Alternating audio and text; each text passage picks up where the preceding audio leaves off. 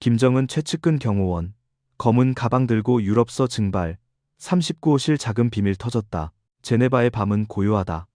스위스 특유의 차가운 공기가 도시를 감싸고 호수 너머로 알프스의 실루엣이 희미하게 드러난다.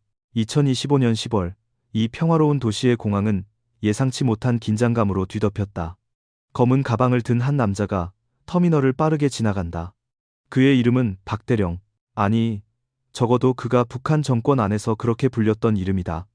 15년간 김정은 주석을 그림자처럼 따르며 그의 안전을 책임졌던 최측근 경호원. 하지만 지금 그는 더 이상 충성스러운 병사가 아니다. 그의 손에 쥔 가방 안에는 북한의 가장 어두운 비밀이 담겨 있다. 39호실, 김씨 일가의 비자금을 관리하는 비밀 조직의 자금 흐름도. 박대령의 발걸음은 빠르고 불안하다. 제네바 공항의 유리벽 너머로 그의 그림자가 어른거린다. 그는 주위를 두리번거리며 누군가를 혹은 무엇인가를 경계한다.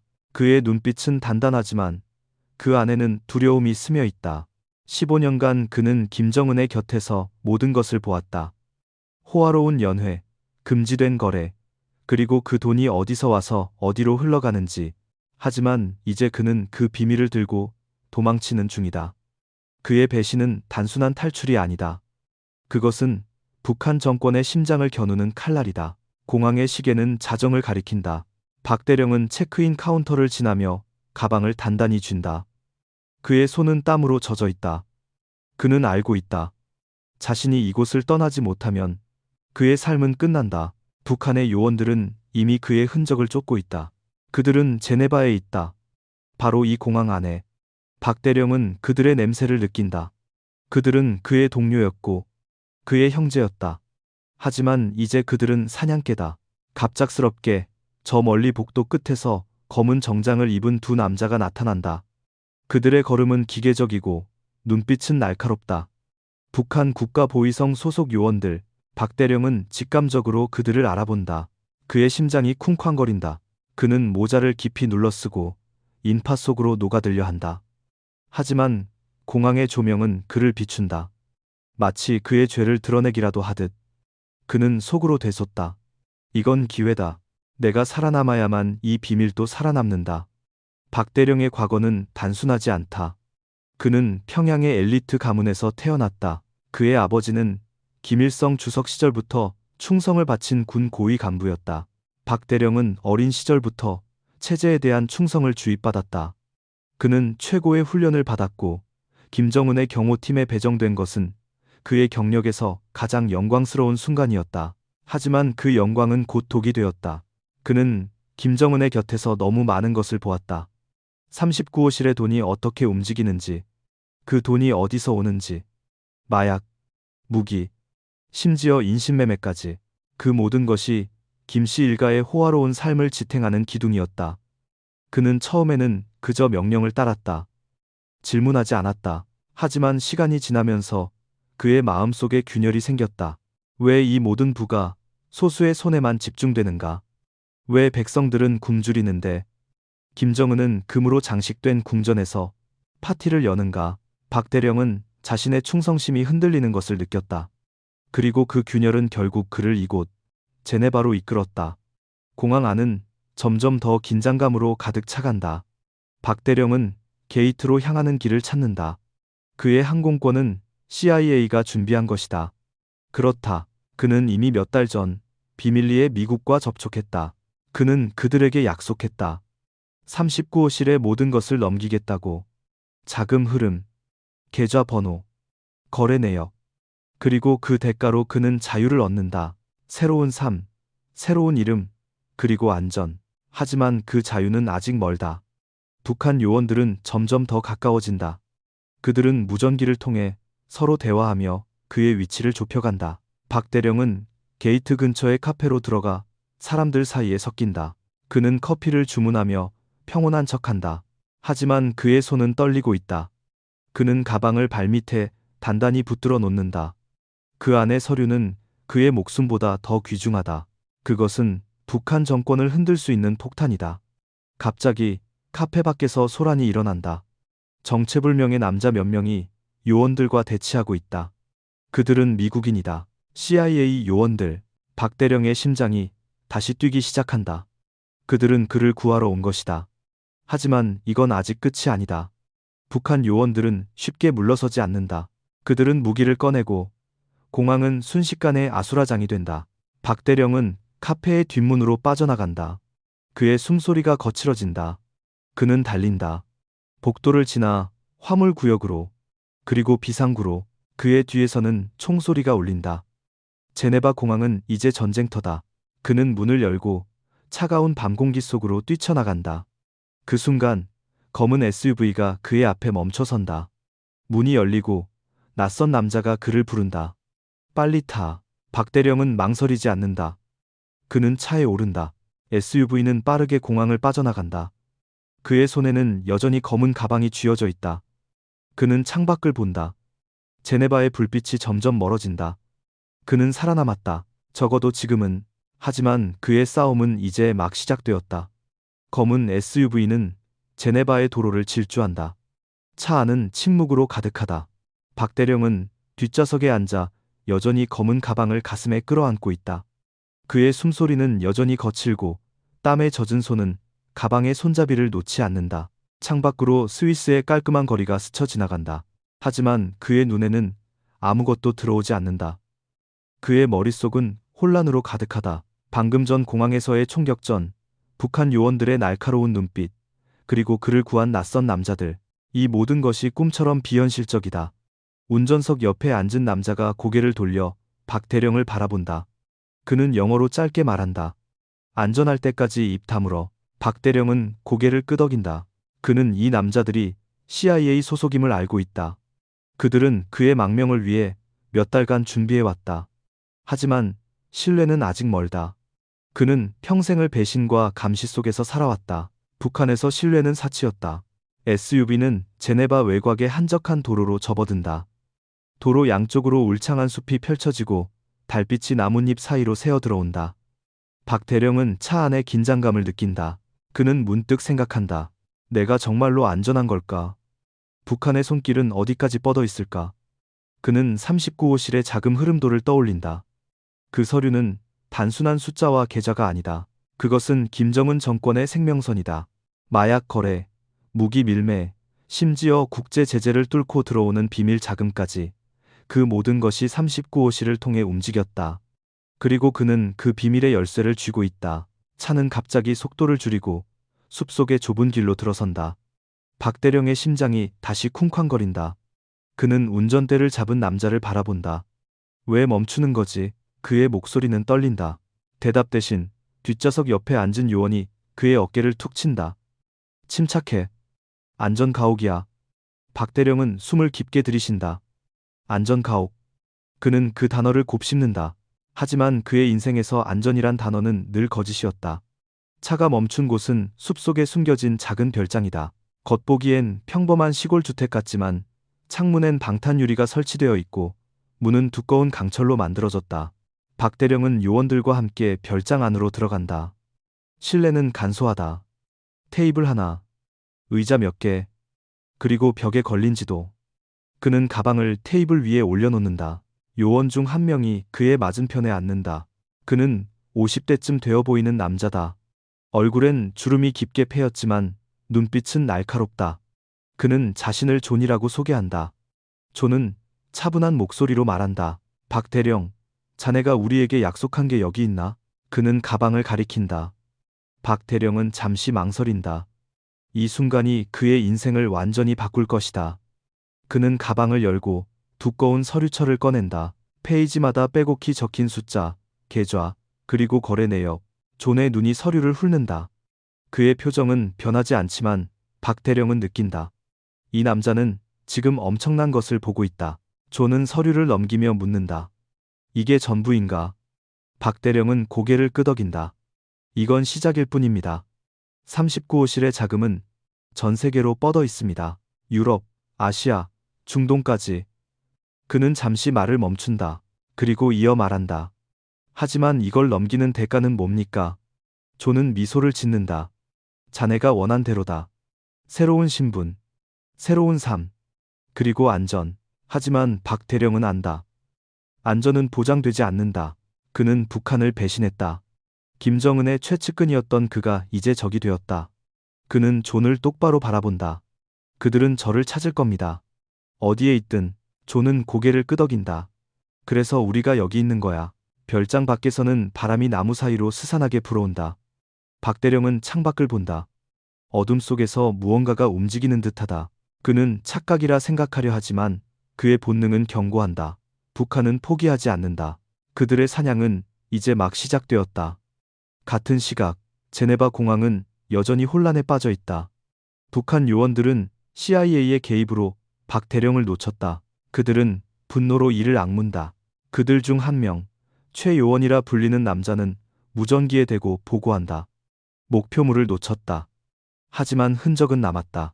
그는 공항 CCTV를 확인하라는 지시를 내린다.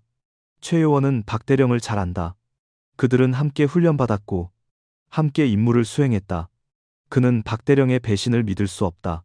하지만 그의 개인적인 감정은 중요하지 않다. 그의 임무는 단 하나. 박 대령을 찾아 제거하는 것. 최 요원은 공항을 떠나며 다짐한다. 어디로 도망치든 내가 널 찾는다. 그의 눈에는 복수심이 타오른다. 그는 박 대령이 무엇을 가지고 도망쳤는지 모른다. 하지만 그것이 정권에 치명적이라는 것만은 안다. 한편 안전 가옥에서 박 대령은 존과 긴 대화를 나눈다. 그는 39호실의 자금 흐름을 하나하나 설명한다. 스위스의 비밀 계좌, 중국의 대리인을 통한 자금 세탁, 러시아와의 무기 거래. 그의 목소리는 차분하지만 그 안에는 분노가 묻어 있다. 그는 김정은의 호화로운 삶을 지탱하기 위해 얼마나 많은 이들이 희생되었는지 안다. 그는 말한다. 이 돈은 백성들의 피로 만들어졌습니다. 존은 그의 말을 조용히 듣는다. 그리고 서류를 챙기며 말한다. 이건 시작이야. 자네는 이제 우리와 함께다. 하지만 박 대령은 안다. 이 서류가 세상에 공개되면 그의 삶은 영원히 바뀐다. 그는 자유를 얻을지도 모른다. 하지만 그 대가는 끝없는 추격이다. 밤이 깊어간다. 안전 가옥의 불빛은 희미하다. 박 대령은 잠을 이루지 못한다. 그는 가방을 다시 확인한다. 서류는 그대로다. 하지만 그의 마음은 무겁다. 그는 문득 가족을 떠올린다. 평양에 남겨진 그의 어머니와 여동생.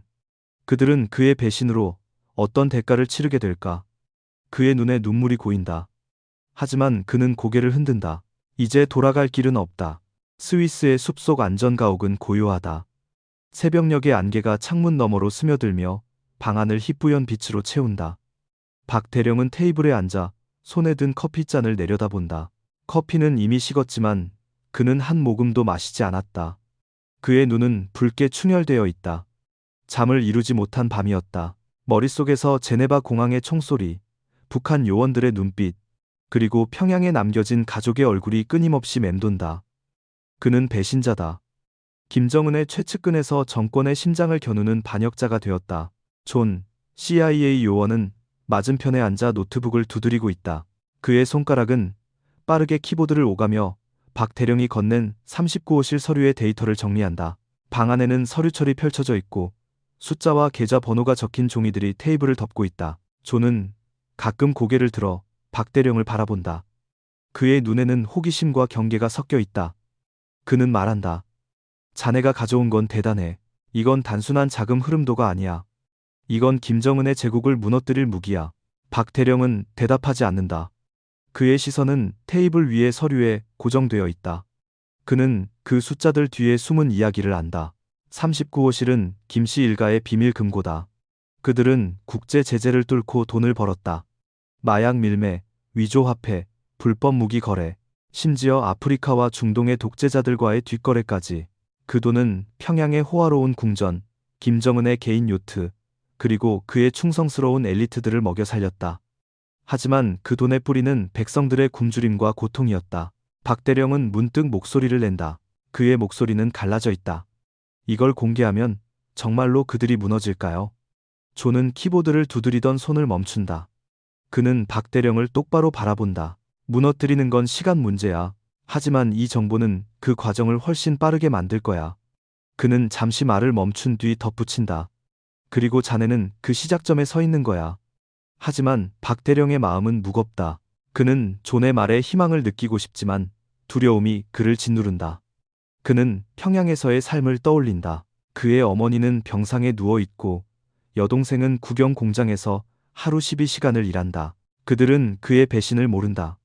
하지만 북한 정권은 안다. 국가보위성은 이미 그의 가족을 감시하고 있을 것이다. 그는 손으로 얼굴을 감싼다. 내가 그들을 죽인 걸까? 조는 그의 고통을 읽는다. 그는 의자를 끌어 박대령 옆으로 다가간다. 그의 목소리는 낮고 단호하다. 자네 가족은 우리가 지킬 거야. 방법은 찾아볼게. 하지만 지금 자네가 포기하면 이 모든 게 헛수고가 돼. 박대령은 고개를 든다. 그의 눈에는 눈물이 고여 있다. 그는 묻는다. 당신들은 왜 저를 돕는 겁니까? 정말로 정의 때문입니까? 아니면 이 정보가 당신들에게 필요한 겁니까? 조는 미소를 짓는다. 그의 미소에는 냉소가 섞여 있다. 둘 다야. 우리는 북한을 무너뜨리고 싶어. 그리고 자네는 그 열쇠를 쥐고 있어. 하지만 박대령은 안다. 그는 CIA의 도구일 뿐이다. 그들의 목표는 정의가 아니라 전략이다. 그는 고개를 끄덕인다. 좋아요. 계속합시다. 같은 시각, 제네바 시내의 한 호텔 방에서는 북한 국가보위성 요원 최 요원이 팀원들과 작전을 논의하고 있다. 방 안은 담배 연기로 자욱하다. 테이블 위에는 공항 CCTV 화면을 캡처한 사진들이 흩어져 있다. 최 요원은 사진 속 박대령의 얼굴을 노려본다. 그의 손은 주먹을 쥐고 있다. 그는 팀원들에게 말한다. 그는 혼자가 아니야. 미국 놈들이 끼어들었어. 최 요원은 박대령의 배신을 개인적으로 받아들인다. 그들은 함께 평양의 훈련장에서 땀을 흘렸고 김정은의 해외 순방에서 생사를 함께했다. 하지만 이제 박대령은 적이다. 최 요원은 그의 배신이 단순한 도망이 아니라는 것을 직감한다. 그는 39호실의 비밀을 가지고 도망쳤다. 그리고 그 비밀이 무엇이든 그것은 정권에 치명적이다. 최 요원은 팀원들에게 지시한다. 그의 흔적을 찾아 제네바의 모든 호텔, 렌터카 회사, 심지어 기차역까지 그는 어디론가 이동했을 거야. 그리고 CIA가 그를 숨기고 있어. 팀원 중 한 명이 묻는다. 만약 그를 찾으면 어떻게 합니까? 최 요원의 눈이 차갑게 빛난다. 제거해. 그리고 그가 가진 모든 걸 회수해. 안전 가옥으로 돌아오면 박대령은 존과 함께 39호실의 자금 흐름을 하나하나 분석한다. 그는 스위스의 비밀 계좌를 가리키며 말한다. 이 계좌들은 제3자를 통해 관리됩니다. 대부분은 중국과 러시아의 대리인들이에요. 그는 또 다른 페이지를 넘긴다. 그리고 여기, 이건 중동의 한 독재자와의 거래 내역입니다. 그들은 북한의 미사일 기술을 샀죠. 조는 그의 말을 메모하며 묻는다. 이 돈은 어디로 흘러가나? 박대령은 잠시 멈춘다. 그의 목소리는 무겁다. 김정은의 개인 계좌로. 그리고 그의 충성파들에게. 그들은 이 돈으로 권력을 유지합니다. 조는 고개를 끄덕인다. 이걸 국제사회에 공개하면 제재는 더 강력해질 거야. 그리고 김정은의 동맹국들은 등을 돌릴지도 몰라. 하지만 박대령은 회의적이다. 그는 말한다. 그들은 늘 빠져나갈 구멍을 찾아왔습니다. 39호실은 단순한 사무실이 아니에요. 그건 거대한 네트워크입니다. 그는 서류를 가리키며 덧붙인다. 이건 그들의 일부일 뿐입니다. 더 많은 비밀이 있어요. 밤이 깊어간다. 안전 가옥 밖에서는 바람이 점점 거세진다. 박대령은 창밖을 바라본다. 어둠 속에서 무언가가 움직이는 듯하다. 그는 착각이라 생각하려 하지만 그의 본능은 다시 경고한다. 그는 존에게 묻는다. 이곳은 정말 안전한 겁니까? 존은 대답한다. 지금은. 하지만 우리는 곧 이동해야 해. 그 순간 멀리서 자동차 엔진 소리가 들린다. 박대령의 심장이 쿵쾅거린다. 그는 가방을 쥐고 일어선다. 존은 손을 들어 그를 진정시킨다. 우리 요원이야. 하지만 박대령은 믿지 않는다. 그는 문 쪽으로 다가가 귀를 기울인다. 엔진 소리가 멈춘다. 그리고 발소리가 들린다. 누군가가 다가오고 있다. 스위스의 숲속. 안전 가옥은 어둠에 잠겨 있다. 새벽의 차가운 공기가 창문 틈으로 스며들며 방 안을 서늘하게 만든다. 박대령은 문 쪽에 서서 귀를 기울인다. 발소리가 점점 가까워진다. 그의 손은 본능적으로 허리춤으로 간다. 하지만 총은 없다. 그는 이제 무장한 경호원이 아니라 도망자일 뿐이다. 그의 심장은 쿵쾅거리며 가슴을 두드린다. 검은 가방은 여전히 그의 왼손에 단단히 쥐어져 있다. 그 안에 39호실 서류는 그의 생명줄이자 저주다. 존, CIA 요원은 침착하다. 그는 박대령의 긴장한 얼굴을 보며 낮은 목소리로 말한다. 진정해. 우리 요원이야. 하지만 박대령의 눈은 문에서 떨어지지 않는다. 그는 평생을 감시와 배신 속에서 살아왔다. 그의 본능은 속삭인다. 믿지 마. 그는 존을 바라보며 묻는다. 당신은 저를 어떻게 믿는 겁니까? 제가 배신자라는 걸 알면서. 존은 미소를 지으며 대답한다. 자네가 배신한 건 김정은이지. 우리가 아니야. 발소리가 문 앞에서 멈춘다. 노크 소리가 3번, 짧고 날카롭게 울린다. 존은 문으로 다가가 잠금 장치를 확인한 뒤 문을 연다. 문 너머에는 검은 코트를 입은 남자가 서 있다. 그는 30대 후반으로 보이며 얼굴에 흉터가 희미하게 남아있다. 그는 존에게 고개를 끄덕이며 들어온다. 그는 자신을 마이클이라고 소개한다. CIA의 현장 요원이다. 그는 방안을 빠르게 훑으며 박 대령에게 시선을 고정한다. 그의 눈빛은 날카롭지만 적대적이지는 않다. 마이클은 테이블 위의 서류를 보며 말한다. 이게 그거지. 39호실. 그는 존에게 묻는다. 어디까지 진행했나? 존은 대답한다. 자금 흐름의 절반은 파악했어. 하지만 아직 갈 길이 멀지. 마이클은 고개를 끄덕이며 박 대령에게 다가간다. 그는 말한다. 자네가 대단한 걸 가져왔어. 하지만 이걸로 끝이 아니야. 북한은 자네를 포기하지 않을 거야. 박 대령은 그의 말을 끊는다. 그건 저도 압니다. 그래서 여기 있는 거 아닙니까? 그의 목소리에는 날카로운 분노가 묻어 있다. 그는 마이클을 똑바로 바라본다. 당신들은 저를 어디로 데려갈 건가요? 마이클은 대답 대신 존을 본다. 존은 한숨을 쉬며 말한다. 우선 자네를 안전한 곳으로 옮겨야 해. 이곳은 오래 머물기 위험해. 박 대령은 묻는다. 어디로? 존은 대답한다. 독일, 프랑크푸르트에 우리의 기지가 있어. 거기서 자네가 가진 정보를 더 깊이 분석할 거야. 그리고 자네의 다음 단계를 결정하지. 박 대령은 고개를 끄덕이지만 그의 마음은 여전히 불안하다. 그는 독일이든 어디든 북한의 손길이 닿을 수 있다는 것을 안다. 같은 시각, 제네바 시내의 호텔방에서 최 요원과 그의 팀은 박 대령의 행방을 좁혀가고 있다. 테이블 위에는 제네바 공항의 CCTV 영상 분석 결과가 펼쳐져 있다. 한 팀원이 노트북 화면을 가리키며 말한다. 여기, 검은 SUV가 공항을 빠져나가는 장면입니다. 번호판은 가짜로 보입니다. 최 요원은 화면을 뚫어지게 바라본다. 그는 속으로 계산한다. CIA의 작업이야.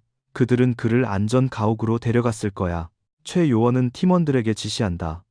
제네바 외곽의 모든 임대 별장과 별채를 조사해. CIA는 그런 곳을 선호해. 그는 지도를 펼치며 특정 지역을 표시한다. 그리고 스위스 당국과의 접촉도 강화해. 그들은 공항 총격전 때문에 긴장하고 있을 거야. 우리는 그걸 이용할 수 있어. 그의 목소리는 차갑고 단호하다. 그는 박 대령을 반드시 찾아야 한다. 그의 배신은 단순한 도망이 아니다. 그것은 정권의 생존을 위협하는 폭탄이다. 안전 가옥으로 돌아오면 박 대령은 마이클과 존과 함께 이동 계획을 논의한다. 마이클은 지도를 펼치며 말한다. 우리는 육로로 국경을 넘을 거야. 프랑스를 거쳐 독일로. 비행기는 너무 위험해. 북한 요원들이 공항을 감시하고 있을 가능성이 높아. 박 대령은 고개를 끄덕이지만 그의 마음은 무겁다. 그는 묻는다. 만약 그들이 저를 찾으면 당신들은 저를 지킬 수 있습니까? 마이클은 그의 눈을 똑바로 바라보며 말한다. 그건 자네가 우리를 얼마나 믿느냐에 달렸어. 박 대령은 대답하지 않는다. 그는 테이블 위의 서류를 다시 본다. 39호실의 자금 흐름도는 그의 손을 떠났지만 그 무게는 여전히 그의 어깨를 짓누른다. 그는 존에게 묻는다. 이 정보가 세상에 공개되면 정말로 변화가 올까요? 백성들이 굶주리지 않는 세상이 올까요? 존은 잠시 생각한 뒤 대답한다. 변화는 느려. 하지만 이건 시작이야. 자네가 가져온 건 그 첫걸음이야. 밤이 깊어간다. 안전 가옥의 불빛은 점점 희미해진다. 박 대령은 이동 준비를 위해 가방을 챙긴다. 그는 서류철을 다시 확인한다. 모든 페이지가 제자리에 있다. 그는 속으로 다짐한다. 이건 내 싸움이야. 내가 시작했으니 끝을 봐야 해. 갑자기 마이클의 무전기에서 소리가 들린다. 급박한 목소리가 울린다. 접근 중인 차량 확인. 신원 불명. 마이클은 즉시 일어나 창문으로 다가간다. 그는 망원경으로 숲속을 살핀다. 멀리서 헤드라이트가 반짝인다. 존은 박대령을 보며 말한다. 준비해. 지금 나가야 해. 박대령의 심장이 다시 쿵쾅거린다. 그는 가방을 쥐고 일어선다. 마이클은 문을 열며 말한다. 차로. 빨리. 그들은 어둠 속으로 뛰쳐나간다. 차량의 엔진 소리가 점점 가까워진다. 박대령은 뒤를 돌아본다. 숲속에서 그림자들이 움직이고 있다. 그는 직감한다. 그들은 왔다. 북한 요원들이다. 검은 SUV가 그들을 태우고 숲을 빠져나간다. 타이어가 흙길을 파며 속도를 낸다. 박대령은 뒷좌석에서 창밖을 본다. 멀리서 또 다른 차량의 불빛이 그들을 쫓아오고 있다. 마이클은 운전대를 잡으며 말한다. 꽉 잡아. 이건 쉽지 않을 거야. 스위스의 숲속 도로는 어둠에 휩싸여 있다. 검은 SUV는 좁은 흙길을 질주하며 나뭇가지와 안개를 뚫고 나아간다. 박대령은 뒷좌석에서 몸을 웅크리고 창밖을 바라본다. 그의 손은 여전히 검은 가방을 단단히 쥐고 있다. 39호실의 자금 흐름도가 담긴 그 가방은 그의 목숨보다 귀중하다. 뒤에서는 또 다른 차량의 헤드라이트가 점점 가까워진다. 그 불빛은 마치 사냥개의 눈처럼 그를 쫓는다. 박대령의 심장은 터질 듯이 뛴다. 그는 속으로 되닌다. 내가 여기서 죽으면 이 모든 게 끝난다. 마이클, CIA 요원은 운전대를 꽉 잡고 거친 길을 헤쳐나간다. 그의 얼굴은 긴장으로 굳어 있지만 눈빛은 날카롭다. 그는 백미러를 보며 낮은 목소리로 말한다. 놈들이 끈질겨. 존, 준비해. 존은 조수석에서 권총을 꺼내 장전을 확인한다. 그는 박대령을 돌아보며 말한다. 바닥에 엎드려. 총격이 시작되면 움직이지 마. 박대령은 고개를 끄덕이지만 그의 몸은 이미 굳어 있다. 그는 평생을 경호원으로 살아왔지만 지금은 사냥감이다. 뒤를 쫓는 차량은 점점 더 가까워진다. 2대다. 검은 세단들이다. 박대령은 그 차량의 윤곽을 보고 직감한다. 북한 국가보위성 요원들이다. 그는 그들의 전술을 안다. 그들은 포기하지 않는다. 그들은 목표를 제거하거나 아니면 죽는다. 세단 중 한 대가 속도를 높이며 SUV 옆으로 붙는다. 창문이 열리고 총구가 반짝인다. 마이클은 운전대를 꺾으며 외친다. 엎드려. 총소리가 밤을 찢는다. SUV의 뒷유리에 총알이 박히며 유리가 거미줄처럼 금이 간다. 박대령은 바닥에 엎드리며 가방을 끌어안는다. 그의 숨소리는 거칠고 땀이 이마를 타고 흐른다. 존은 창문 밖으로 몸을 내밀며 응사한다. 총알이 세단의 타이어를 맞추며 차가 도로 옆으로 미끄러진다. 하지만 또 다른 세단은 여전히 그들을 쫓는다. 마이클은 무전기에 대고 소리친다. 지원 요청한다. 좌표는 알지, 지금 당장. 그의 목소리는 다급하다. 박대령은 그의 말을 들으며 생각한다. 지원이 올까? 정말로 이들이 나를 구할 수 있을까? 그는 문득 평양에서의 삶을 떠올린다. 김정은의 곁에서 보낸 15년. 그는 주석의 미소 뒤에 숨은 잔혹함을 보았다. 39호실의 돈이 어떻게 백성들의 피로 만들어졌는지 그는 그 돈의 흐름을 막고 싶었다.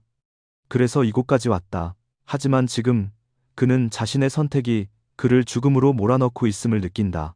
추격은 점점 더 치열해진다. 세단은 SUV를 옆으로 들이받는다. 차체가 흔들리며 박대령은 좌석에 부딪힌다. 그는 이를 악문다. 마이클은 운전대를 급하게 꺾으며 도로 옆에 좁은 샛길로 들어선다. 나뭇가지가 차체를 긁으며 소름 끼치는 소리를 낸다. 존은 무전기에 다시 소리친다. 어디야? 지원은? 갑자기 저 멀리 하늘에서 헬리콥터의 프로펠러 소리가 들린다. 박대령은 고개를 들며 창밖을 본다. 어둠 속에서 붉은 불빛이 깜빡인다. 마이클은 이를 악물며 말한다. 됐다. 우리 애들이다. 하지만 그 순간 세단이 다시 SUV를 들이받는다. 차가 도로 옆으로 밀리며 나무에 부딪힌다. 충격으로 박대령의 머리가 좌석에 부딪히고 그의 시야가 흐려진다. 마이클은 차를 멈추고 소리친다. 나가. 숲으로. 그는 문을 열고 존과 함께 박대령을 끌어당긴다. 박 대령은 비틀거리며 차에서 내린다. 그의 손은 여전히 가방을 쥐고 있다. 그들은 숲속으로 뛰어든다. 나뭇잎이 얼굴을 스치고 발밑에 흙이 미끄럽다. 뒤에서는 세단의 문이 열리는 소리와 요원들의 발소리가 들린다. 최 요원은 세단에서 내려 숲을 노려본다. 그의 얼굴은 분노로 일그러져 있다. 그는 팀원들에게 지시한다. 흩어져. 놈을 찾아. 그는 손에 든 권총을 장전하며 속으로 다짐한다. 박 대령, 네가 어디로 도망치든 내가 널 잡는다. 그는 박 대령의 배신을 용서할 수 없다. 그들은 형제였다. 하지만 이제 그는 적이다. 숲속은 어둡고 조용하다. 박 대령은 마이클과 존을 따라 숨을 헐떡이며 뛴다. 그의 다리는 무겁고 숨이 턱까지 차오른다. 그는 문득 멈춰선다. 존이 그의 어깨를 잡으며 속삭인다. 움직여. 하지만 박 대령은 고개를 흔든다. 그는 가방을 내밀며 말한다. 이걸 가져가세요. 제가 잡히더라도 이건 살려야 합니다. 존은 그의 눈을 똑바로 바라본다. 그의 목소리는 단호하다. 자네가 여기서 포기하면 이 모든 게 끝이야. 같이 가자. 박 대령은 이를 악문다. 그는 고개를 끄덕이고 다시 뛴다. 헬리콥터의 소리가 점점 가까워진다. 하늘에서 강렬한 서치라이트가 숲을 비춘다. 마이클은 무전기에 대고 외친다. 여기다. 좌표 확인. 갑자기 뒤에서 총소리가 울린다. 박 대령은 본능적으로 몸을 숙인다. 총알이 나무를 스치며 흙을 튀긴다. 최 요원과 그의 팀은 그들을 거의 따라잡았다. 마이클은 박 대령을 나무 뒤로 밀며 소리친다. 엎드려. 그는 권총을 꺼내 응사한다. 총격전이 숲속을 뒤흔든다. 헬리콥터가 마침내 그들 위로 도착한다. 로프가 내려오고 검은 복장의 요원들이 지상으로 내려온다. 그들은 빠르게 포지션을 잡고 북한 요원들과 교전을 시작한다. 박 대령은 나무 뒤에서 이를 지켜본다. 그의 심장은 여전히 쿵쾅거린다. 그는 가방을 끌어안으며 속으로 되겠다. 살아야 해. 이 비밀을 세상에 알려야 해. 마이클은 박 대령을 끌어당기며 소리친다. 로프로. 빨리. 박 대령은 로프를 잡고 헬리콥터로 올라간다. 그의 손은 떨리고 땀으로 미끄럽다. 존과 마이클이 뒤를 따른다. 헬리콥터는 빠르게 하늘로 떠오른다. 아래에서는 총격전이 계속되지만 점점 멀어진다. 박 대령은 헬리콥터 안에서 숨을 고른다. 그의 얼굴은 땀과 흙으로 얼룩져 있다. 그는 가방을 내려다본다. 서류는 여전히 그 안에 있다. 그는 존을 바라보며 묻는다. 이제 어디로 갑니까? 존은 숨을 몰아쉬며 대답한다. 프랑크푸르트. 거기서부터 새로 시작이다. 하지만 박 대령은 안다. 이건 끝이 아니다. 최 요원은 살아있다. 그리고 그는 포기하지 않을 것이다. 헬리콥터는 스위스의 어두운 숲을 뒤로하고 프랑스 국경을 넘어 독일로 향한다. 새벽녘의 하늘은 잿빛 안개로 뒤덮여 있고 박 대령은 헬리콥터 안에서 창밖을 응시한다. 그의 손은 여전히 검은 가방을 쥐고 있다. 39호실의 자금 흐름도가 담긴 그 가방은 이제 그의 삶의 전부다. 그는 숨을 고르며 방금 전의 추격전을 떠올린다. 총소리, 나무를 스치는 총알, 그리고 최 요원의 그림자. 그는 아직도 그를 쫓고 있을 것이다. 박 대령은 이를 악문다. 그는 살아남았다. 하지만 이 싸움은 끝나지 않았다. 마이클, CIA 요원은 헬리콥터의 조종석 옆에 앉아 무전기로 상황을 점검한다. 그의 얼굴은 굳어있지만 목소리는 차분하다. 그는 조종사에게 말한다. 프랑크푸르트 기지까지 직행한다. 착륙 후 즉시 이동 준비. 존은 박 대령 옆에 앉아 그의 어깨를 가볍게 두드린다. 괜찮나? 그의 목소리는 낮지만 따뜻하다. 박 대령은 고개를 끄덕인다. 하지만 그의 눈은 여전히 불안으로 가득하다. 그는 묻는다. 그들은 얼마나 가까이 왔었습니까? 존은 잠시 망설이다 대답한다. 너무 가까웠어. 하지만 이제 우리는 한 발 앞서 있다. 헬리콥터는 프랑크푸르트 외곽의 비밀 착륙장에 도착한다. 안개가 자욱한 활주로에는 이미 검은 벤 2대가 대기 중이다. 박 대령은 헬리콥터에서 내려 차가운 공기를 마신다. 그의 다리는 여전히 떨리고 머릿속은 혼란스럽다. 그는 마이클과 존을 따라 벤에 오른다. 벤 안에는 또 다른 CIA 요원들이 앉아 있다. 그들은 박 대령을 조용히 관찰한다. 그는 그들의 눈빛에서 경계를 느낀다. 그는 그들이 자신을 완전히 신뢰하지 않는다는 것을 안다. 그는 배신자 출신이다. 그리고 그들은 배신을 경계한다. 배는 프랑크푸르트 시내로 들어선다. 도시의 불빛은 안개 속에서 희미하게 반짝인다. 박대령은 창밖을 보며 생각한다. 이곳은 평양과 너무 다르다.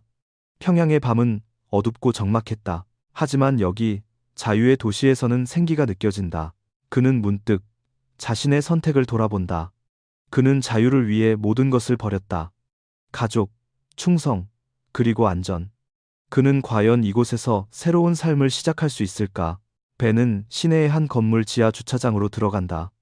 건물은 겉보기엔 평범한 사무실이지만 내부는 CIA의 비밀 기지다. 박대령은 요원들과 함께 엘리베이터를 타고 지하층으로 내려간다. 문이 열리자 넓은 상황실이 눈앞에 펼쳐진다. 벽에는 대형 모니터들이 설치되어 있고 요원들이 바쁘게 키보드를 두드린다. 테이블 위에는 박대령이 건넨 39호실 서류의 복사본이 펼쳐져 있다. 상황실의 책임자로 보이는 여성이 박대령에게 다가온다. 그녀는 40대 중반으로 보이며 단정한 정장 차림이다. 그녀는 자신을 캐서린이라고 소개한다. 그녀의 목소리는 차분하지만 권위가 있다. 그녀는 말한다. 박대령, 자네가 가져온 정보는 이미 우리의 분석팀이 검토 중이야. 이건 우리가 예상했던 것보다 훨씬 큰 그림이야. 그녀는 테이블 위의 서류를 가리키며 덧붙인다. 자네는 이걸로 김정은의 제국에 균열을 냈어. 박대령은 그녀의 말을 듣지만 마음은 무겁다. 그는 묻는다. 이 정보는 언제 공개됩니까? 그리고 그 이후엔 저는 어떻게 되는 겁니까? 캐서린은 그의 눈을 똑바로 바라본다. 그녀는 말한다. 정보 공개는 신중해야 해. 우리는 이걸 국제사회에 제출할 거야. 유엔, 재무부, 그리고 동맹국들. 하지만 그 전에 우리는 자네가 가진 모든 걸 알아야 해. 그녀는 잠시 말을 멈춘 뒤 덧붙인다. 그리고 자네의 안전은 우리가 책임질 거야. 하지만 박대령은 그녀의 말이 진심인지 의심한다. 그는 CIA가 자신을 보호할 것이라고 믿고 싶지만 그의 경험은 그를 회의적으로 만든다. 그는 평양에서 배웠다. 모든 약속에는 대가가 따른다. 그는 캐서린에게 묻는다. 제 가족은요? 평양에 남은 제 어머니와 여동생은 어떻게 됩니까? 캐서린의 표정이 잠시 굳는다. 그녀는 대답한다. 그건 복잡해. 하지만 우리는 방법을 찾고 있어. 같은 시각, 스위스와 독일 국경 근처의 한 모텔에서 최 요원과 그의 팀은 작전을 재정비하고 있다. 그들의 얼굴은 피로로 얼룩져 있다. 숲속에서의 총격전은 실패로 끝났다. 최 요원은 테이블 위에 지도를 펼치고 프랑크푸르트를 가리킨다. 그는 팀원들에게 말한다. 그는 여기로 갔어. CIA는 그를 독일로 옮겼을 거야. 그는 지도 위에 원을 그리며 덧붙인다. 프랑크푸르트는 그들의 주요 거점 중 하나야. 우리는 그를 찾아야 해. 팀원 중 한 명이 묻는다. 스위스 당국이 공항 총격전 때문에 우리를 추적하고 있습니다. 계속 움직이는 건 위험하지 않습니까? 최 요원의 눈이 차갑게 빛난다. 그는 말한다. 위험은 우리가 감수해야 해. 그가 가진 게 뭔지는 모르지만 그건 정권에 치명적이야. 우리는 그를 제거하고 그가 가진 모든 걸 회수해야 해. 프랑크푸르트로 돌아오면 박대령은 캐서린과 함께 상황실에서 39호실의 자금 흐름을 더 깊이 분석한다. 그는 모니터에 표시된 계좌 네트워크를 가리키며 말한다. 이건 중국의 대리인들이 관리하는 계좌입니다. 그들은 홍콩과 마카오를 통해 돈을 세탁하죠. 그는 또 다른 화면을 가리킨다. 그리고 여기, 이건 러시아와의 무기 거래 내역입니다. 그들은 북한의 미사일 부품을 샀어요. 캐서린은 그의 설명을 들으며 메모한다. 그녀는 말한다. 이 정보는 국제 제재를 강화할 강력한 증거야. 하지만 우리는 더 많은 세부 사항이 필요해. 자네가 아는 모든 걸 말해줘. 박대령은 고개를 끄덕인다. 하지만 그의 마음은 무겁다. 그는 이 정보가 세상에 공개되면 어떤 파장이 일어날지 안다. 김정은의 동맹국들은 압박을 받을 것이고 정권은 흔들릴 것이다. 하지만 그 과정에서 그의 가족은 어떤 대가를 치르게 될까? 밤이 깊어간다. 상황실의 불빛은 여전히 밝다. 박대령은 창밖을 본다. 프랑크푸르트의 안개는 점점 더 짙어지고 있다. 그는 문득 느낀다. 최 요원이 가까이 있다. 그는 포기하지 않을 것이다. 그리고 그들의 다음 만남은 마지막이 될지도 모른다. 프랑크푸르트의 밤은 안개로 뒤덮여 있다. 도시의 불빛은 흐릿하게 번지며 거리를 몽환적으로 만든다. CIA의 비밀 기지 상황실 안에서 박 대령은 피로에 절어 있다. 그의 눈은 충혈되어 있고 손은 테이블 위에 커피잔을 무의식적으로 만지작거린다. 39호실의 자금 흐름도를 분석한 지 몇 시간이 지났다. 모니터에는 복잡한 계좌 네트워크와 거래 내역이 떠 있고 캐서린과 다른 요원들은 그의 설명을 하나하나 기록한다. 하지만 박 대령의 마음은 점점 더 무겁다. 그는 이 정보가 세상을 바꿀 수 있다는 희망과 그로 인해 가족이 받을 고통 사이에서 갈등한다. 캐서린은 모니터를 보며 말한다. 이 데이터는 우리가 김정은의 돈줄을 끊는 데 결정적일 거야. 스위스 계좌, 중국의 대리인, 러시아와의 거래까지. 이건 국제사회가 움직일 수밖에 없는 증거야. 그녀는 박 대령을 바라보며 덧붙인다. 자네는 대단한 일을 했어. 하지만 아직 끝나지 않았어. 우리는 자네가 아는 모든 걸 알아야 해. 박 대령은 고개를 끄덕이지만 그의 목소리는 갈라져 있다. 저는 이미 모든 걸 말했습니다. 더 이상 숨긴 건 없습니다. 그는 잠시 말을 멈춘다. 그리고 이어 묻는다. 제 가족은 언제 구할 건가요? 평양에 남은 제 어머니와 여동생은 지금 위험합니다. 캐서린의 표정이 굳는다. 그녀는 신중하게 대답한다. 우리는 그들을 빼내기 위한 계획을 세우고 있어. 하지만 북한은 복잡한 곳이야. 시간이 필요해. 박 대령은 그녀의 말을 믿고 싶지만 그의 경험은 그를 회의적으로 만든다. 그는 평양에서 배웠다. 약속은 쉽게 깨진다. 그는 캐서린을 똑바로 바라보며 말한다. 시간이 없어요. 그들은 제가 배신했다는 걸 알고 있어요. 국가 보위성은 제 가족을 가만두지 않을 겁니다. 캐서린은 그의 눈을 피하지 않는다. 그녀는 말한다. 우리는 최선을 다할 거야. 하지만 지금 자네가 무너지면 이 모든 게 물거품이 돼. 상황실의 문이 열리고 마이클이 들어온다. 그의 얼굴은 긴장으로 굳어 있다. 그는 캐서린에게 낮은 목소리로 말한다. 외부에서 의심스러운 움직임이 포착됐어. 프랑크푸르트 시내에서 북한 요원으로 보이는 자들이 목격됐다고. 박 대령의 심장이 쿵쾅거린다. 그는 마이클을 바라보며 묻는다. 그들이 어떻게 여길 찾은 겁니까? 마이클은 그의 눈을 피하며 대답한다. 우리는 아직 모른다. 하지만 그들은 자네를 포기하지 않았어. 캐서린은 즉시 요원들에게 지시한다. 보안 수준을 최고로 올려. 모든 출입구를 차단하고 감시 카메라를 다시 점검해. 그녀는 박 대령을 보며 말한다. 자네는 여기서 움직이지 마. 안전해. 하지만 박 대령은 그녀의 말이 텅 빈 메아리처럼 들린다. 그는 최 요원을 떠올린다. 그의 차가운 눈빛, 그리고 그를 향한 복수심. 그는 안다. 최 요원은 결코 포기하지 않을 것이다. 같은 시각, 프랑크푸르트 시내의 한 버려진 창고에서 최 요원과 그의 팀은 작전을 준비하고 있다. 창고 안은 어둡고 공기는 퀴퀴하다. 테이블 위에는 프랑크푸르트의 지도와 CIA 기지로 의심되는 건물의 도면이 펼쳐져 있다. 최 요원은 지도를 가리키며 팀원들에게 말한다. 이 건물이 그들의 기지다. 그는 우리가 여기 있다는 걸 모른다. 우리는 그를 끌어내야 해. 팀원 중 한 명이 묻는다. CIA의 보안은 철저합니다. 어떻게 침투합니까? 최 요원은 차가운 미소를 짓는다. 침투하지 않아. 우리는 그를 밖으로 나오게 만들 거야. 그는 지도 위에 한 지점을 가리킨다. 여기, 이곳에서 미끼를 던진다. 그는 박 대령을 잘 안다. 그의 약점은 가족이다.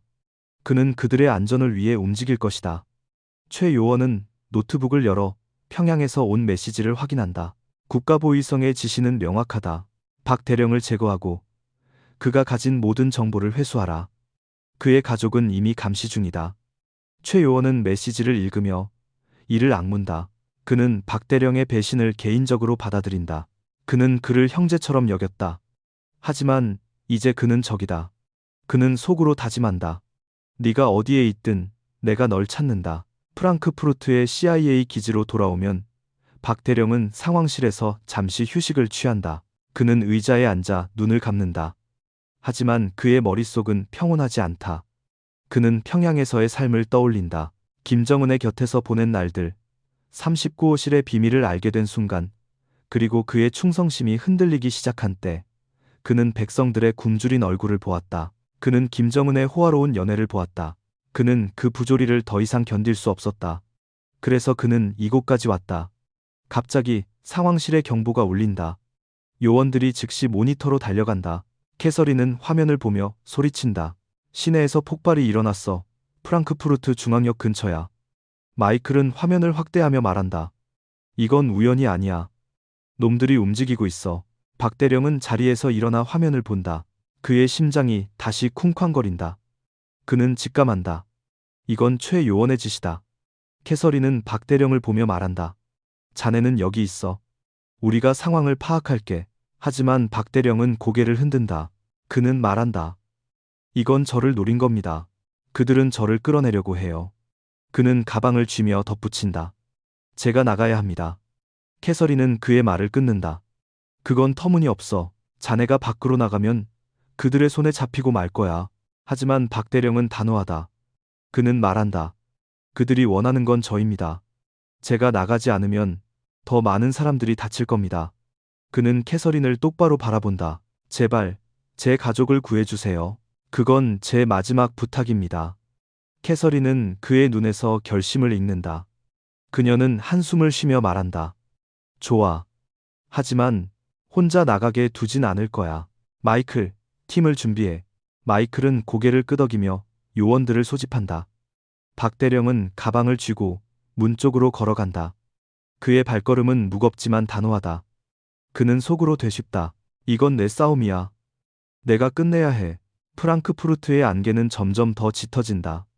도시의 심장부에서 새로운 전투가 시작되려 하고 있다. 프랑크푸르트의 안개는 도시를 삼킬 듯 짙다. 거리의 가로등은 흐릿한 빛을 뿜으며 도로를 희미하게 밝힌다. CIA 기지의 지하 주차장에서 박대령은 검은 벤에 오른다. 그의 손에는 여전히 39호실의 자금 흐름도가 담긴 검은 가방이 쥐어져 있다. 마이클과 3명의 CIA 요원들이 그와 동행한다. 벤 안은 긴장감으로 무겁다. 박대령의 얼굴은 굳어 있지만 그의 눈에는 단호한 결의가 담겨 있다. 그는 최 요원이 자신을 끌어내기 위해 프랑크푸르트 중앙역 근처에서 폭발을 일으켰다는 것을 직감한다. 그는 그 함정에 뛰어들 준비가 되어 있다. 마이클은 운전대를 잡으며 박대령을 백미러로 본다. 그의 목소리는 낮고 단호하다. 자네가 정말로 이걸 해야겠다고 생각하나? 아직 늦지 않았어. 기지로 돌아갈 수 있어. 하지만 박대령은 고개를 흔든다.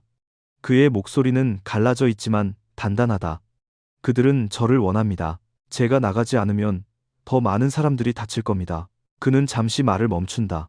그리고 덧붙인다. 제 가족을 구해달라고 캐서린에게 전해주세요. 마이클은 한숨을 쉬며 고개를 끄덕인다. 그는 무전기에 대고 말한다. 팀이 중앙역 주변을 정찰해.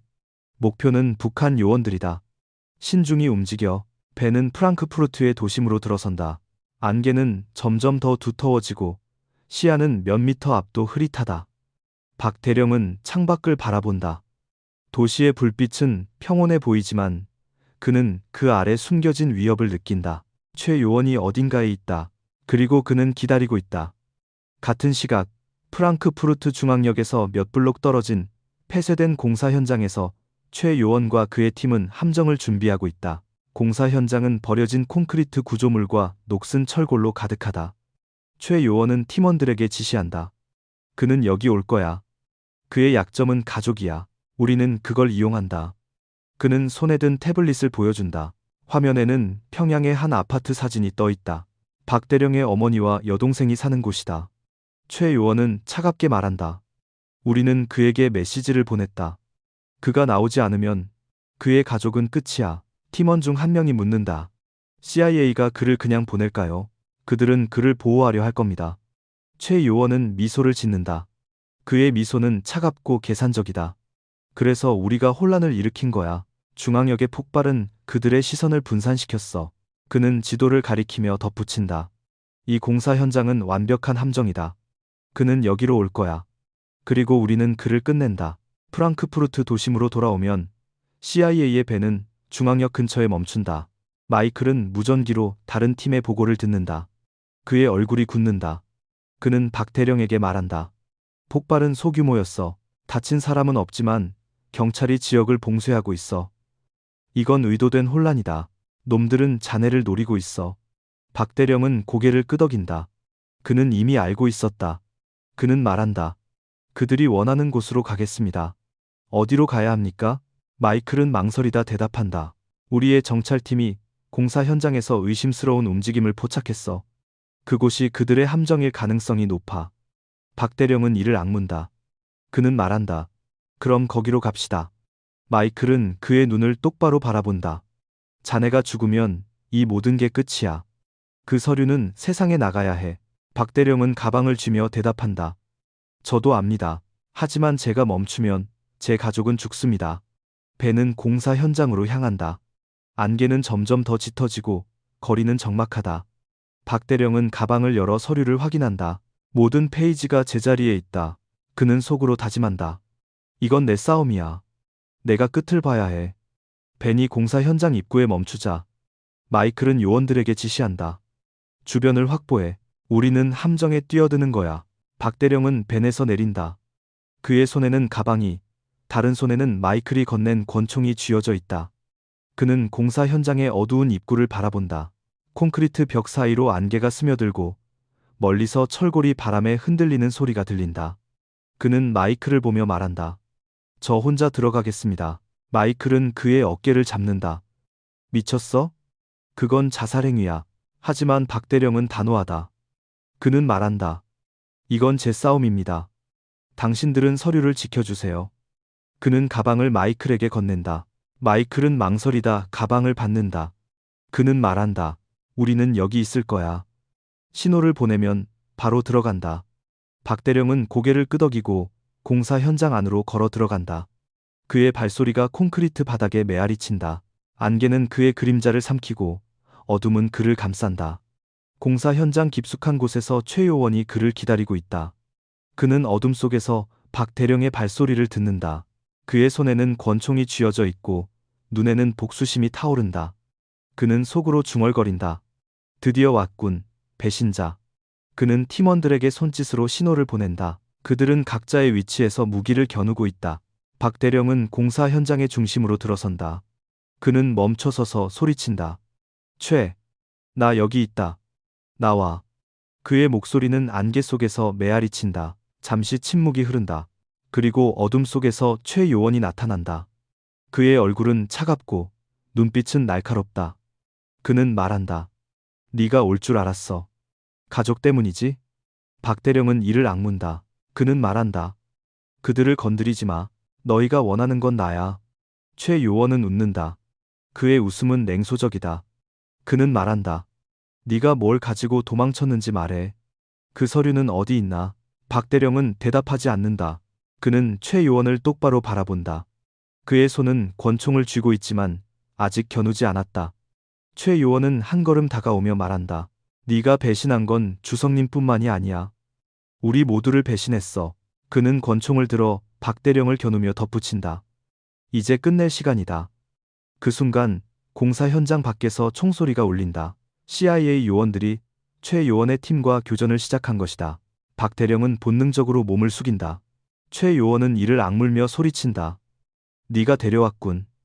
그는 박대령을 향해 총을 쏜다. 프랑크푸르트의 공사 현장은 혼란의 도가니로 변했다. 안개 속에서 총소리가 울리고 콘크리트 벽은 총알에 맞아 먼지를 뿜어낸다. 박대령은 본능적으로 몸을 숙이며 녹슨 철골 뒤로 숨는다. 최 요원의 총알이 그의 머리 위를 스치며 벽에 박힌다. 그의 심장은 터질 듯이 뛴다. 그는 손에 쥔 권총을 단단히 잡는다. 그의 손은 땀으로 젖어 있지만 그의 눈은 흔들리지 않는다. 그는 속으로 되씹다. 이건 내 싸움이야. 끝을 봐야 해. 최 요원은 어둠 속에서 그를 노려본다. 그의 얼굴은 분노와 배신감으로 일그러져 있다. 그는 소리친다. 박, 더 이상 도망칠 곳은 없다. 네가 배신한 대가를 치러야 해. 그의 목소리는 안개 속에서 메아리치며 공사 현장을 뒤흔든다. 그는 천천히 다가오며 권총을 겨누고 있다. 그의 팀원들은 공사 현장 외곽에서 CIA 요원들과 치열한 교전을 벌이고 있다. 총격 소리와 요원들의 외침이 뒤섞여 혼란을 더한다. 박대령은 철골 뒤에서 숨을 고른다. 그는 최 요원의 목소리를 들으며 과거를 떠올린다. 그들은 평양의 훈련장에서 함께 땀을 흘렸다. 김정은의 해외 순방에서 생사를 함께했다. 최 요원은 그의 동료였고 한때는 형제였다. 하지만 이제 그들은 적이다. 박대령은 이를 악문다. 그는 최 요원을 설득할 수 없다는 것을 안다. 그의 충성은 김정은에게 그리고 정권에 묶여 있다. 박대령은 철골 뒤에서 몸을 살짝 내밀며 소리친다. 최, 이 싸움은 의미 없다. 너도 알고 있잖아. 그 돈은 백성들의 피로 만들어진 거야. 그는 잠시 말을 멈춘다. 그리고 이어 말한다. 우리 모두 속고 있었어. 최 요원은 그의 말을 듣고 잠시 멈칫한다. 하지만 그의 눈빛은 여전히 차갑다. 그는 대답한다. 네가 뭘 아는 척하는 거야. 너는 배신자일 뿐이야. 그는 다시 총을 쏜다. 총알이 철골을 스치며 불꽃을 튀긴다. 공사 현장 밖에서는 CIA 요원들이 최 요원의 팀을 압박하고 있다. 마이클은 무전기로 팀원들에게 지시한다. 목표를 확보한다. 박대령을 살려야 해. 그는 39호실 서류가 든 가방을 단단히 쥐고 있다. 그는 박대령의 결심을 떠올린다. 그는 자신의 목숨보다 서류를 그리고 가족을 우선했다. 마이클은 이를 악문다. 그는 박대령을 구해야 한다. 박대령은 철골 뒤에서 빠르게 상황을 계산한다. 그는 최 요원이 점점 가까워지고 있음을 느낀다. 그는 주위를 둘러본다. 공사 현장은 콘크리트 기둥과 철골로 가득하다. 그는 오른쪽으로 몇 미터 떨어진 또 다른 철골 구조물을 발견한다. 그는 숨을 깊게 들이쉬고 단숨에 그쪽으로 뛰어간다. 최 요원의 총알이 그의 뒤를 쫓는다. 그는 간신히 철골 뒤로 몸을 숨긴다. 최 요원은 그의 움직임을 놓치지 않는다. 그는 천천히 다가가며 말한다. 네가 얼마나 멀리 도망쳐도 우리는 널 찾는다. 네 가족도 마찬가지야. 박대령의 심장이 멈춘 듯하다. 그는 이를 악물며 소리친다. 그들을 건드리지 마. 너희가 원하는 건 나야. 최 요원은 차갑게 웃는다. 그는 말한다. 네가 가진 걸 내놔. 그 서류는 어디 있나? 박대령은 대답 대신 권총을 들어 최 요원을 겨누고 방아쇠를 당긴다. 총알이 최 요원의 어깨를 스치며 피를 튀긴다. 최 요원은 비틀거리며 몸을 숙인다. 그의 얼굴은 고통으로 일그러지지만 그는 포기하지 않는다. 그는 이를 악물며 다시 총을 쏜다. 박대령은 철골 뒤로 몸을 숨기며 숨을 헐떡인다. 그의 손은 떨리고 땀이 눈으로 흘러든다. 그 순간 공사 현장 입구에서 폭발음이 울린다. CIA 요원들이 최 요원의 팀을 제압하며 진입한 것이다. 마이클의 목소리가 어둠 속에서 들린다. 박, 어디야? 박대령은 그의 목소리를 듣고 희망을 느낀다. 그는 소리친다. 여기야. 하지만 최 요원은 여전히 그를 노리고 있다. 그는 부상에도 불구하고 박대령을 향해 다가온다. 그의 눈에는 광기와 복수심이 타오른다. 박대령은 철골 뒤에서 마지막 결심을 한다. 그는 최 요원을 끝내야 한다. 그는 숨을 고르며 권총을 단단히 쥔다. 그는 철골 뒤에서 몸을 내밀며 최 요원을 겨누고 방아쇠를 당긴다. 총알이 최 요원의 가슴을 관통한다. 최 요원은 비틀거리며 무릎을 꿇는다. 그의 손에서 권총이 떨어지고 그는 콘크리트 바닥에 쓰러진다. 박대령은 숨을 헐떡이며 최 요원에게 다가간다. 최 요원의 눈은 여전히 그를 노려보고 있다. 그는 힘겹게 말한다. 너는 끝까지 배신자야. 그의 목소리는 점점 약해진다. 박대령은 그의 곁에 무릎을 꿇는다. 그의 눈에는 눈물이 고인다. 그는 말한다. 미안하다. 최. 하지만 이건 나만의 싸움이 아니야. 최 요원의 눈이 천천히 감긴다. 그의 숨소리가 멈춘다. 마이클과 CIA 요원들이 박대령에게 달려온다. 마이클은 그의 어깨를 잡으며 말한다. 괜찮나? 박대령은 고개를 끄덕인다. 그의 얼굴은 땀과 눈물로 얼룩져 있다. 그는 마이클을 보며 묻는다. 서류는 안전합니까? 마이클은 가방을 들어보이며 대답한다. 안전해. 이제 가자. 공사 현장은 다시 고요해진다. 안개는 여전히 짙고 최 요원의 시체는 콘크리트 바닥에 차갑게 누워있다. 박대령은 마이클과 함께 공사 현장을 빠져나간다. 그의 발걸음은 무겁지만 그의 마음은 조금 더 가볍다. 그는 최 요원을 잃었다. 하지만 그는 싸움을 이겼다. 적어도 지금은 배는 그들을 태우고 CIA 기지로 돌아간다. 박대령은 창밖을 바라본다. 프랑크푸르트의 안개는 여전히 도시를 감싸고 있다. 그는 속으로 다짐한다. 이건 끝이 아니야. 39호실의 비밀은 세상에 나가야 해. 그리고 그는 그 비밀이 세상을 바꿀 때까지 멈추지 않을 것이다. 프랑크푸르트의 안개는 여전히 도시를 감싸고 있다. 새벽녘의 차가운 공기가 CIA의 비밀 기지로 돌아온 벤의 창문을 스친다. 박 대령은 뒷좌석에 앉아 창밖을 응시한다. 그의 얼굴은 땀과 흙으로 얼룩져 있고 눈에는 피로와 결의가 뒤섞여 있다. 그의 손은 이제 비어 있다. 39호실의 자금 흐름도가 담긴 검은 가방은 마이클의 무릎 위에 놓여 있다. 박 대령은 그 가방을 바라본다. 그 안의 서류는 그의 삶을 완전히 바꿨다. 그리고 이제 그것은 세상을 바꿀 준비가 되어 있다. 벤이 기지의 지하 주차장에 멈추자 캐서린이 그들을 맞는다. 그녀의 얼굴은 긴장과 안도감이 섞여 있다. 그녀는 박 대령을 보며 말한다. 살아남았군. 대단해. 그녀는 마이클에게 시선을 돌리며 묻는다. 서류는? 마이클은 가방을 들어 보이며 대답한다. 여기, 안전하다. 캐서린은 고개를 끄덕이며 그들을 상황실로 안내한다. 상황실은 여전히 분주하다. 모니터에는 39호실의 계좌 네트워크가 떠 있고 요원들은 데이터를 분석하며 바쁘게 움직인다. 캐서린은 테이블 위에 가방을 내려놓으며 말한다. 이건 우리가 기다리던 증거야. 국제사회는 이걸 보고 움직일 거야. 그녀는 박대령을 바라보며 덧붙인다. 자네는 역사의 한 획을 그었어. 하지만 박대령의 마음은 무겁다. 그는 캐서린에게 묻는다. 제 가족은요, 이제 그들을 구할 건가요? 캐서린은 그의 눈을 똑바로 바라본다. 그녀는 말한다. 우리는 이미 움직이고 있어. 평양에 있는 우리의 연락망을 통해 자네 어머니와 여동생을 빼낼 계획을 세우고 있다. 하지만 시간이 걸릴 거야. 북한은 쉬운 곳이 아니야. 박 대령은 고개를 끄덕인다. 그의 가슴에는 희망과 두려움이 뒤엉켜 있다. 그는 평양에 남은 가족의 얼굴을 떠올린다. 병상에 누워있는 어머니, 공장에서 힘겹게 일하는 여동생. 그는 그들을 구하기 위해 모든 것을 걸었다. 그는 캐서린에게 말한다. 약속해주세요. 그들을 구할 거라고.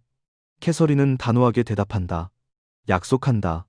그 순간 상황실의 모니터에 새로운 알림이 뜬다. 한 요원이 소리친다. 유엔에서 긴급 회의가 소집됐습니다. 북한의 불법 자금 흐름에 대한 논의입니다. 캐서린은 화면을 보며 미소를 짓는다. 그녀는 박 대령에게 말한다. 자네의 서류가 이미 파장을 일으키고 있어. 이건 시작이야. 박 대령은 화면을 바라본다. 모니터에는 유엔 본부의 회의실이 비춰지고 각국 대표들이 심각한 표정으로 논의하고 있다. 그는 그 장면을 보며 처음으로 희망을 느낀다. 그의 배신, 그의 도망, 그리고 그의 싸움은 헛되지 않았다. 그는 속으로 되뇌었다. 이건 내 백성들을 위한 거야. 그들이 굶주리지 않는 세상을 위해. 하지만 그는 안다. 이 싸움은 아직 끝나지 않았다. 39호실의 네트워크는 거대하고 김정은의 정권은 쉽게 무너지지 않을 것이다. 그는 캐서린에게 묻는다. 다음은 뭡니까? 이제 저는 어떻게 되는 겁니까? 캐서린은 그의 어깨에 손을 얹으며 말한다. 자네는 새로운 신분을 받을 거야. 새로운 이름, 새로운 삶. 우리는 자네를 안전한 곳으로 옮길 거야. 하지만 자네의 이야기는 여기서 끝이 아니야. 세상은 자네의 증언을 필요로 할 거야. 박 대령은 그녀의 말을 곱씹는다. 새로운 삶. 그는 그 단어를 떠올리며 평양에서의 과거를 생각한다. 그는 충성스러운 경호원이었다. 하지만 그는 이제 자유를 선택했다. 그는 고개를 끄덕이며 말한다. 좋아요. 저는 준비됐습니다. 며칠 후, 박 대령은 CIA의 보호 아래 독일을 떠난다. 그는 새로운 신분으로 캐나다의 한적한 마을로 옮겨진다. 그곳에서 그는 조용한 삶을 시작한다. 하지만 그의 마음은 여전히 평양에 있다. 그는 매일 뉴스를 확인하며 유엔의 제재 소식, 북한의 반응, 그리고 39호실의 자금 흐름이 차단되는 과정을 지켜본다. 그는 자신의 선택이 세상을 바꾸고 있음을 느낀다. 한편 평양에서는 국가보위성이 박 대령의 배신에 대한 보복을 준비하고 있다. 하지만 국제사회의 압박은 점점 더 강해지고 김정은의 동맹국들은 하나둘 등을 돌리기 시작한다. 39호실의 비밀은 더 이상 비밀이 아니다. 박 대령의 서류는 전 세계로 퍼져나가며 정권의 뿌리를 흔들고 있다. 캐나다의 작은 집에서 박대령은 창밖을 바라본다. 눈 덮인 들판이 펼쳐져 있고 하늘은 맑다. 그는 편지를 쓰기 시작한다. 어머니와 여동생에게 보내는 편지다. 그는 그들이 곧 자유를 찾기를 기도한다. 그는 펜을 내려놓고 미소 짓는다.